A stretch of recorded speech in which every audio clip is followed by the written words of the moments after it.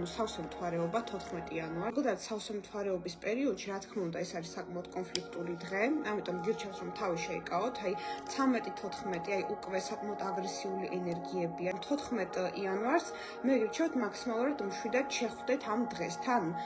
ძველით ახალი წელია და კარგია რომ პოზიტიური ენერგიებით შევხვდეთ, ხო? სავსე მთვარეობას რა შეიძლება? შეიძლება ნაგვის გატანა სახლიდან დალაგება სახლის, შეიძლება წმენდითი პრაქტიკები, შეიძლება ლოცვა, მედიტაციები, ხო?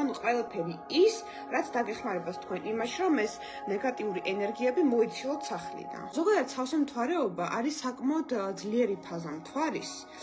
იმ კუთხით, რომ შესაძლებელია სერიოზული ენერგეტიკული წმენდების ჩატარება, იმიტომ რომ მზედა მთვარე ოპოზიციურად რომ დგება, მთვარე, რომელიც არის სიმბოლო ჩვენი არაცნობიერის, ხო, ანუ ის ყველა არაცნობიერი ნეგატიური პროგრამა, ის არაცნობიერი პროცესები, რაც არის თქვენში ამდენი ხნის განმავლობაში დაგროვილი, ეს ყველაფერი იჩენს ხოლმე თავს. ამიტომ დააკვირდით თქვენს ემოციურ რეაქციებს 14 იანვარში და ასევე სხვა ადამიანების ემოციურ რეაქციებს, იმიტომ რომ სავსე მთვარეობას ყველა ადამიანი არის ისეთი, როგორიც არის რეალურად.